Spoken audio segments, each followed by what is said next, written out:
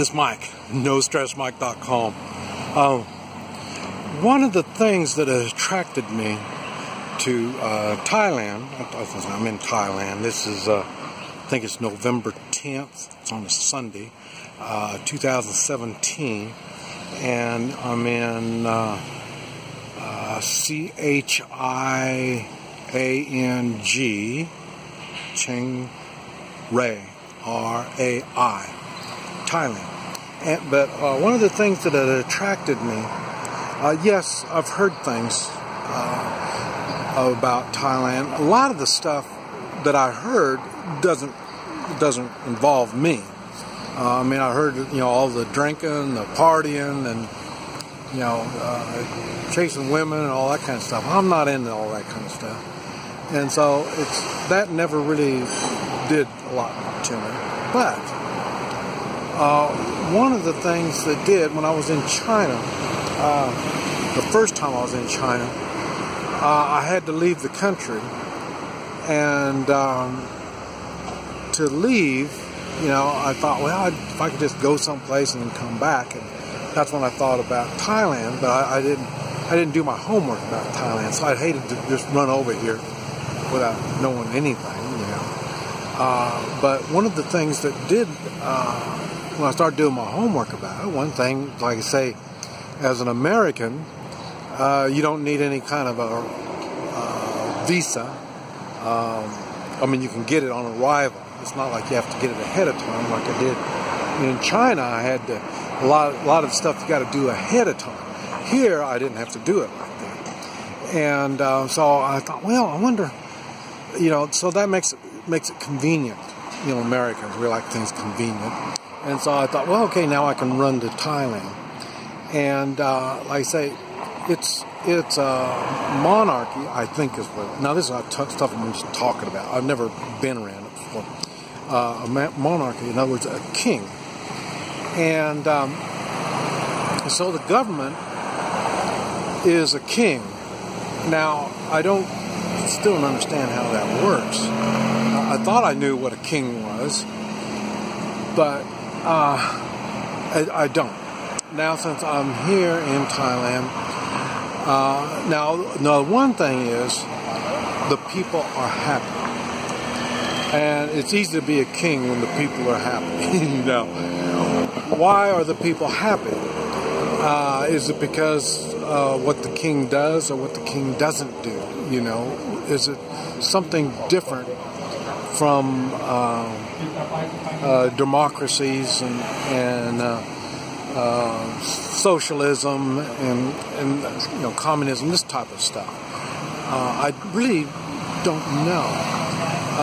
Now, the one thing is they speak Thai, but there's a lot that speak English, but there's people from all over the world that come here, and so there's all kinds of languages you're going to find or you're going to hear, and the people are the Thai people are open to tourists.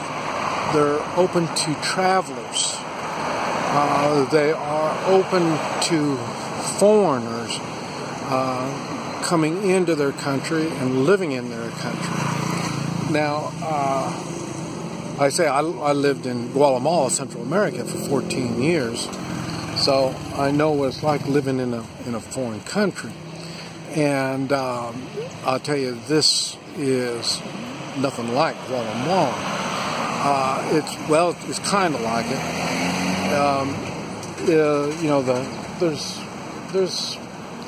It needs some repair, yes.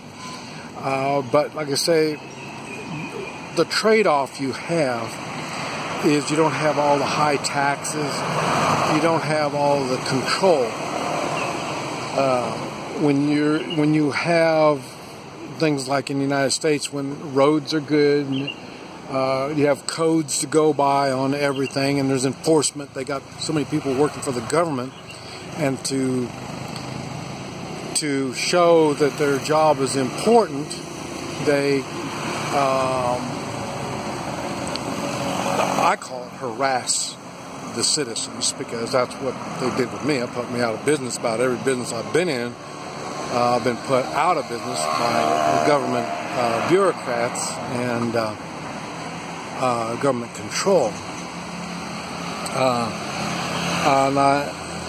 But here, as a monarchy, it's different, and I can't figure out why. But like I say, then again, I'll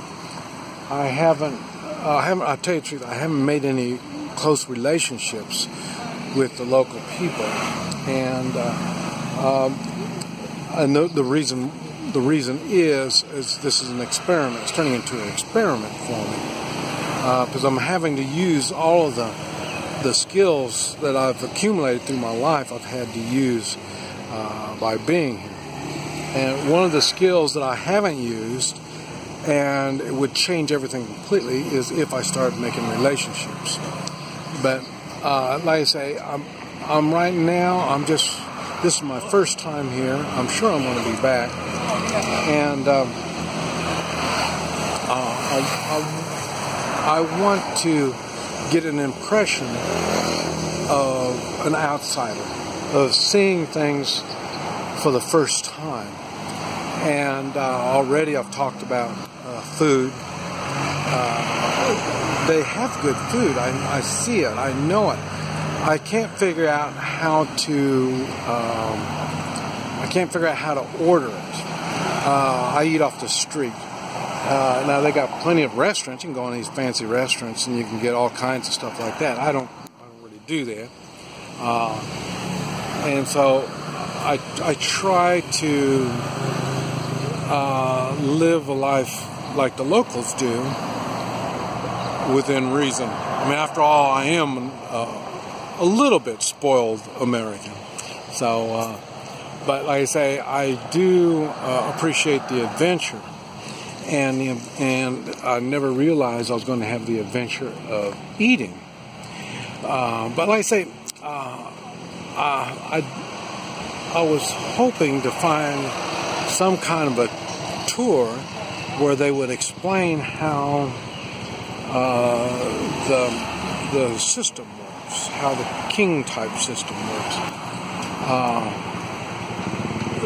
It's mainly what I see is that people are respectful to the king. You know, I mean, they don't do the stuff like they do Trump. You know, give Trump all this bad talk, you know, and then they start acting crazy. They don't do that stuff here, and they don't put up with that stuff here either. So, but I don't know how they're able to get things done and make things work, because it does work. The people are really, really nice and pleasant to all the foreigners, whether they're traveling through, they're on vacation, or like say the expats that are living here. I haven't even talked to the expats. I haven't talked to any of the expats. And matter of fact, I try to avoid the expats.